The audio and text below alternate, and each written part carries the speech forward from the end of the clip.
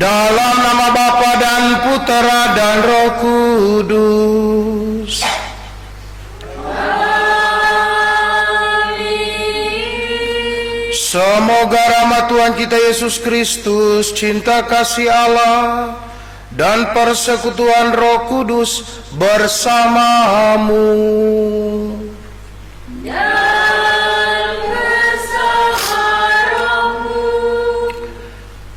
Selamat pagi, Shalom.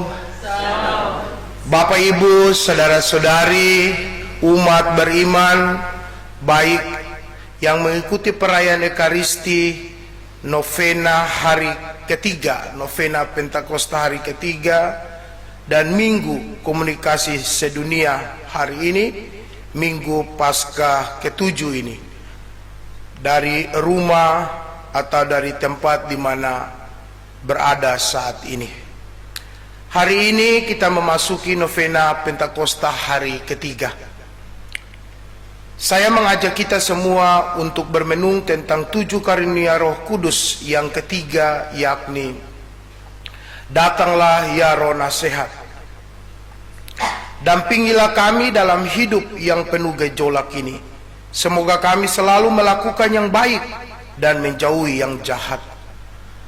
Dalam Minggu Komunikasi Sedunia ke-57 tahun ini, temanya adalah berbicara dengan hati. Paus Fransiskus mengingatkan kita umat Katolik untuk selalu berbicara dengan hati dan kontrol lidah. Dia mengingatkan bahwa dunia dewasa ini terjadi peperangan, penindasan, kemurkaan, dan persoalan-persoalan lainnya. Sehingga komunikasi dengan hati dan menjaga lidah saat ini adalah penting, dan Paus mendesak kita untuk memperhatikan lidah kita. Hari ini dalam bacaan Injil, Yesus dalam perjamuan malam terakhir, dia menengadah ke langit dan berdoa. Sebuah komunikasi, sebuah relasi intens antara anak dan bapa.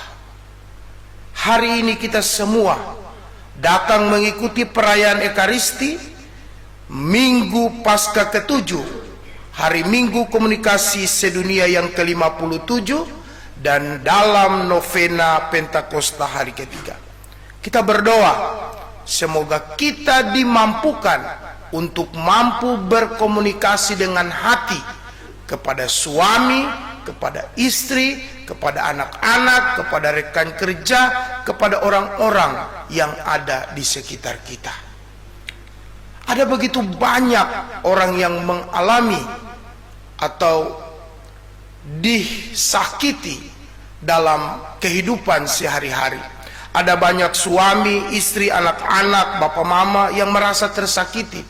Maka kita juga diminta hari ini untuk hadir, untuk menjadi atau membawa damai sukacita dan membawa kegembiraan kepada mereka.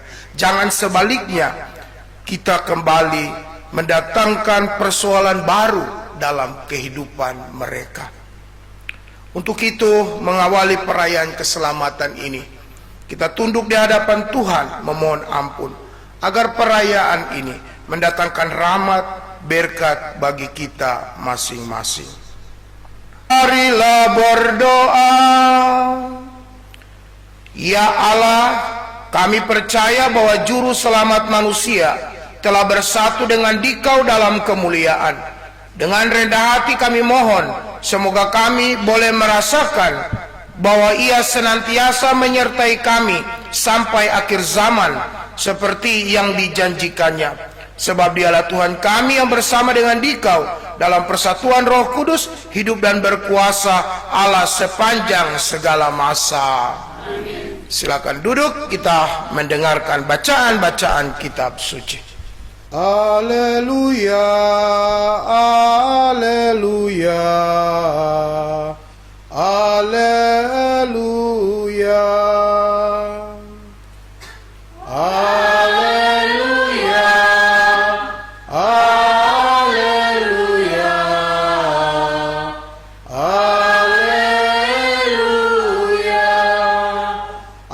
tidak akan meninggalkan kamu sebagai yatim piatu.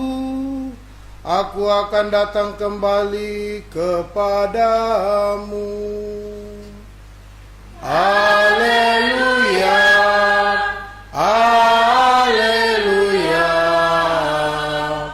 haleluya. Tuhan bersamamu dan bersama rohmu. Inilah Injil Yesus Kristus menurut Yohanes. Dimuliakanlah Tuhan.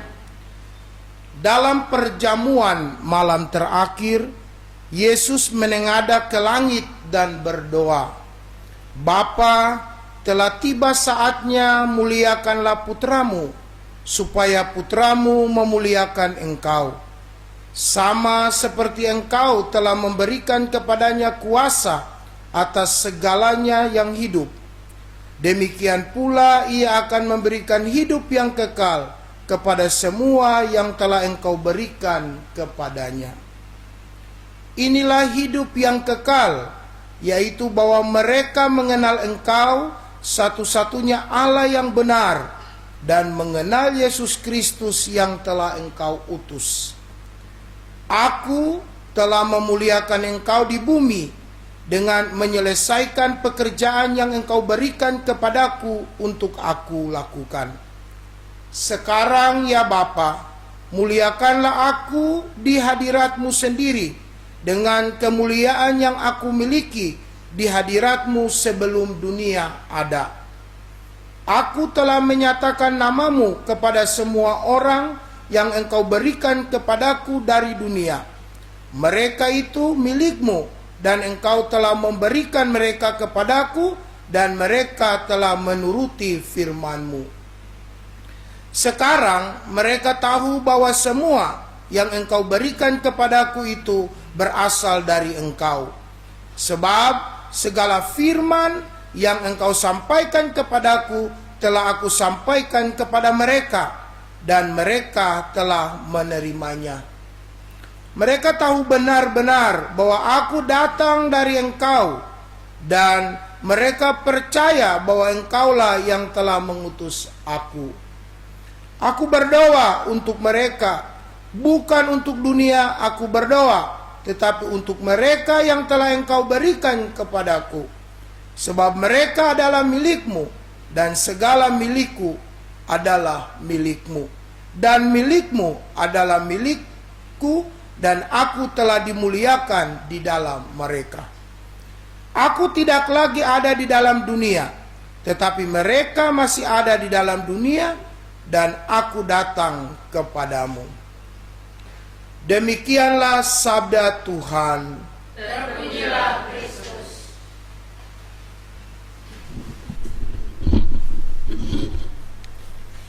Selamat pagi, Shalom. Oh, selamat siang. Oh, selamat siang. Sejam 12 lewat. Bapak Ibu, saudara-saudari umat beriman, 7 karunia Roh Kudus, dan kita hari ini bermenung tentang karunia yang ketiga, itu apa? Ya? Roh Nasihat.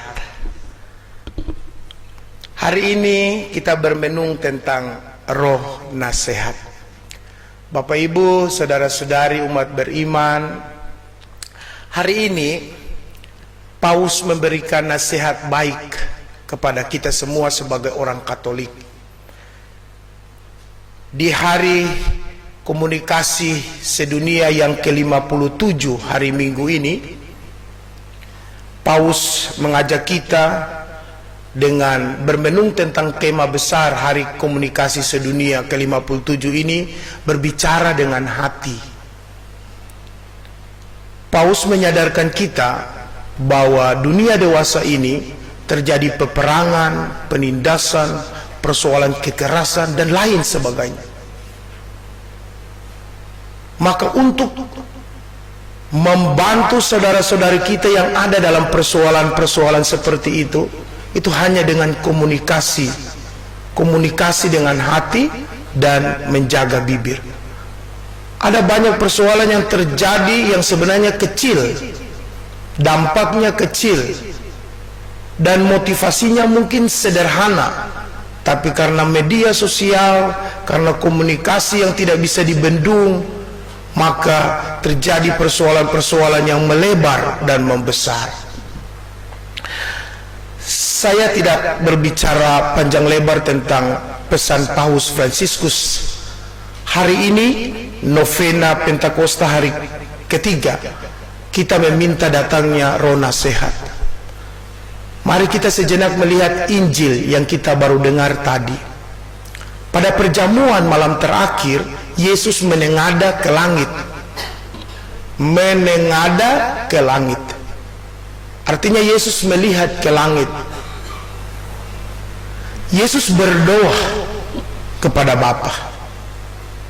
Tapi sebelum semuanya itu terjadi, karena Yesus berada dalam sukacita itu, Yesus memberikan 3 pesan dalam perjamuan malam terakhir, memberikan nasihat kepada para muridnya. Nasihat yang paling pertama yang saat ini kita rayakan adalah menetapkan perjamuan Ekaristi. Yesus menetapkan perjamuan Ekaristi. Yesus mengatakan, perbuatlah ini menjadi kenangan akan daku. Jadi perayaan yang setiap hari, setiap kali, setiap minggu kita rayakan ini, itu adalah perintah Yesus. Perbuatlah ini menjadi kenangan akan daku. Jadi ketika Bapak Ibu, saudara-saudari dan saya datang di setiap kali perjamuan Ekaristi, kita melaksanakan pesan dan amanat Yesus. Pesan yang kedua yang Yesus sampaikan pada perjamuan malam terakhir, Yesus menetapkan sakramen imamat. Para rasul diangkat menjadi imamnya. Maka kami para imam memiliki hari bahagia setiap kali merayakan hari raya Kamis Putih. Karena disitulah kami membaharui panggilan imamat kami. Dan pesan yang ketiga yang tidak kalah penting adalah pesan cinta kasih. Ketika Yesus membasuh kaki para murid, lalu setelah itu ia mengenakan kembali pakaiannya dan duduk, lalu mengatakan, jika kamu menyebut aku sebagai guru dan Tuhan, perkataanmu itu benar, maka perbuatlah sama seperti yang aku perbuat kepadamu, melayani sesama. Ini berbicara soal perjamuan, soal meja makan ini. Komunikasi yang baik sebenarnya lahir dan bisa terbentuk di meja makan.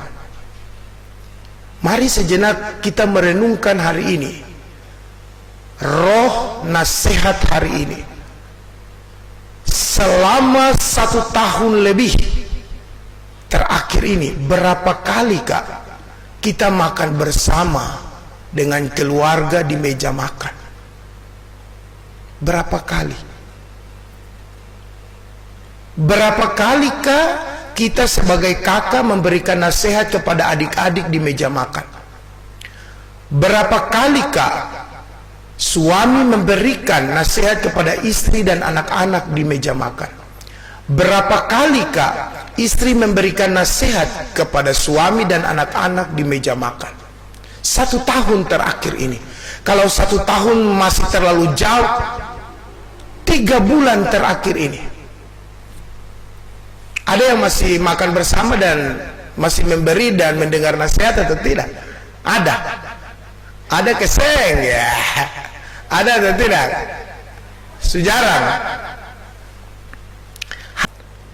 Mari kita melindungi, menjaga dan memfilter keluarga-keluarga kita, orang-orang yang kita cintai, dari hal-hal negatif yang ada di luar. Dengan makan bersama, komunikasi bersama, itu baru makan.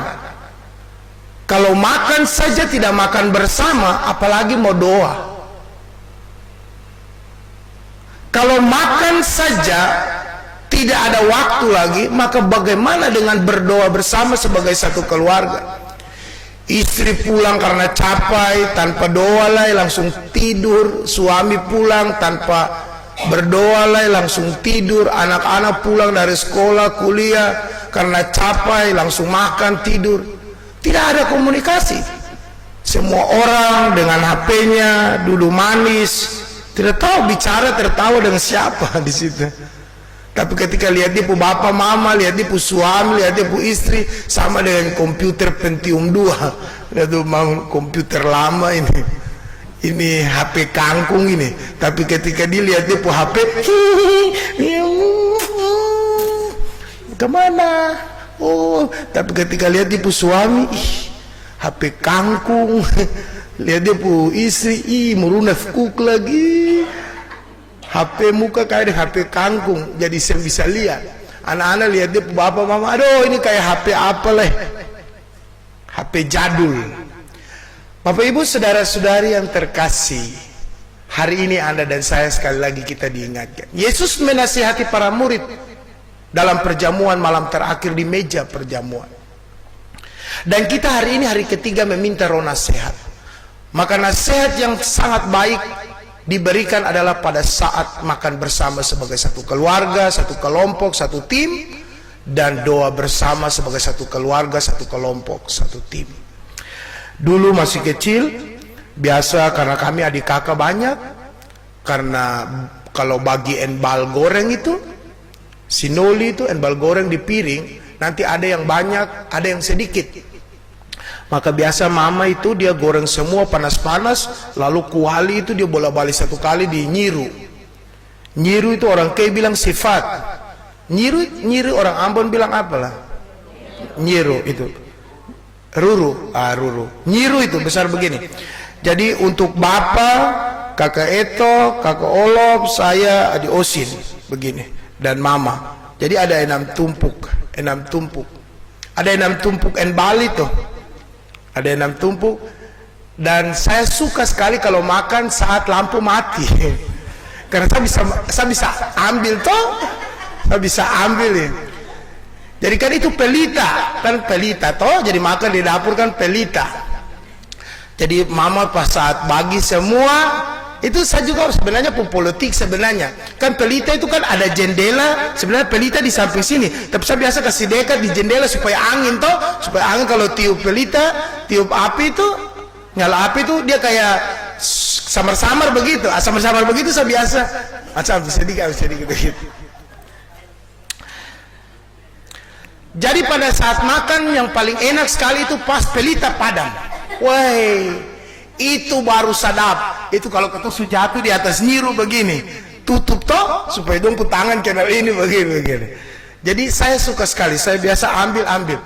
Jadi pas kasih menyala kembali pelita, ada yang punya enbal masih banyak, ada yang tinggal setengah. Tapi saya lihat bapak dan mama dong selalu mengalah, dan yang banyak cuma saya.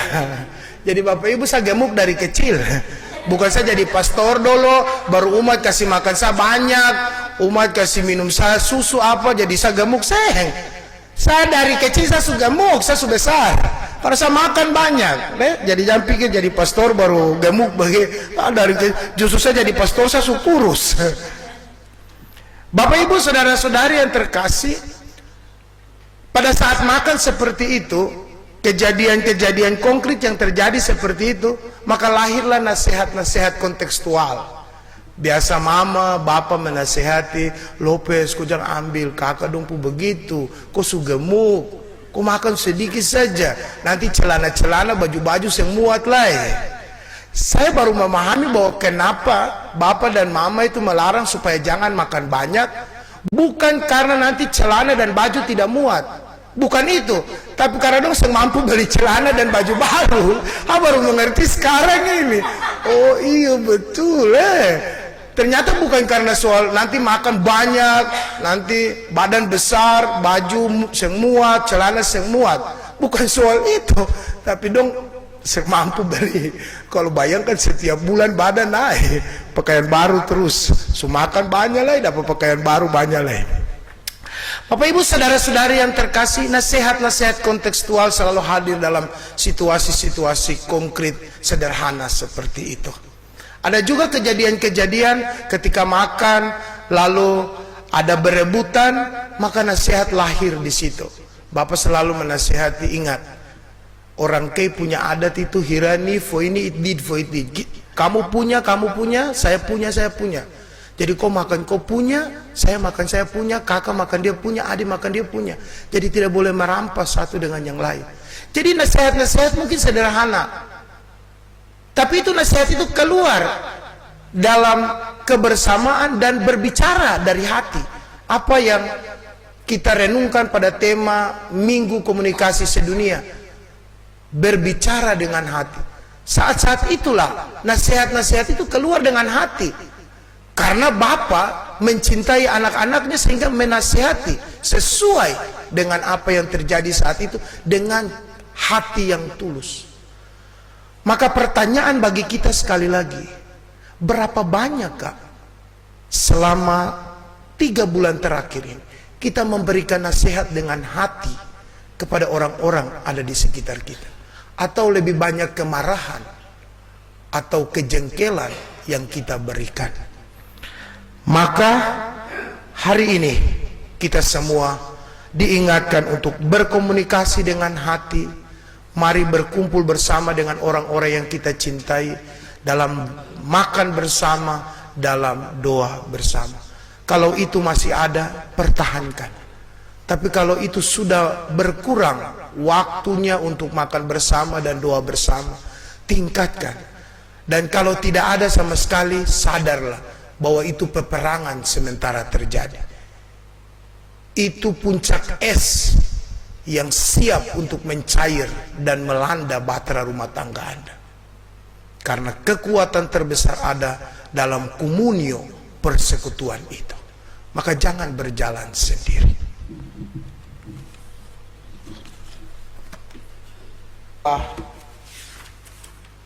Mohon 7 karunia Roh Kudus.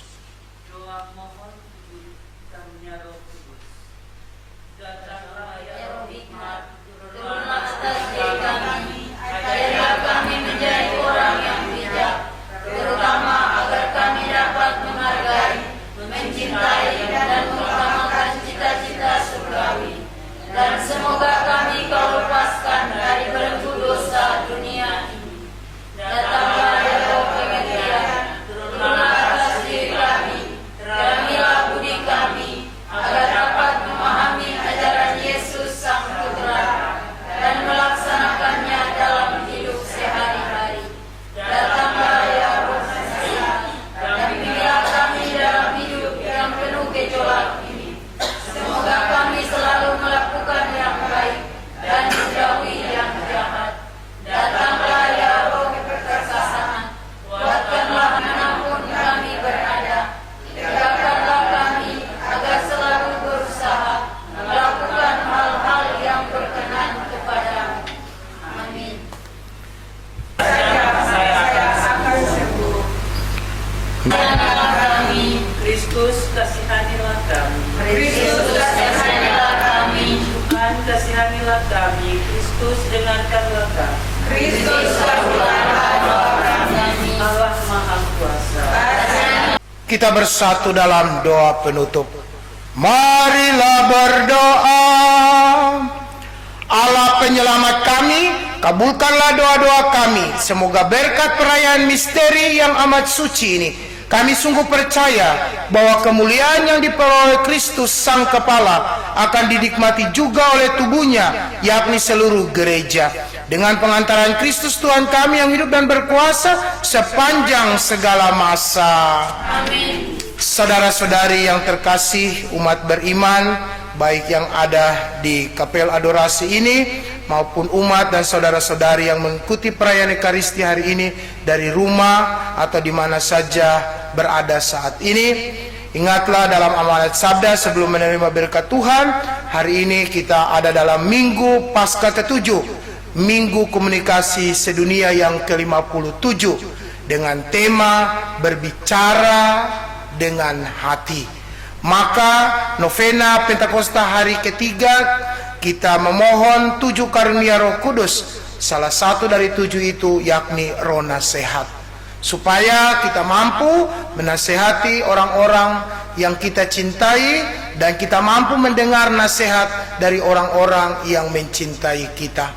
Maka berkomunikasi yang baik saat ini untuk membendung apa yang Paus Fransiskus Xaverius ingatkan, bahwa dunia dewasa ini terjadi peperangan di mana-mana, penindasan, kekerasan, dan orang Katolik dituntut untuk menjaga lidah. Maka kita semua pantaslah hari ini di novena ketiga ini kita pulang dan dengan tetap menjaga lidah kita. Sederhananya kontubi, kontrol tu bibir. Dan terakhir, marilah kita membangun komunikasi intens dengan orang-orang yang kita cintai di meja makan. Makan bersama. Kalau saya bisa makan pagi, saya bisa makan siang, saya bisa makan malam, sekurang-kurangnya makan sore lah. Atau minum teh sore jam 4, duduk cerita sedikit. Masa dari kawin sampai mau mati ada duduk cerita sedikit sama-sama. Cerita yang lain bisa, tapi dulu cerita dengan istri, anak-anak, bapak, mama.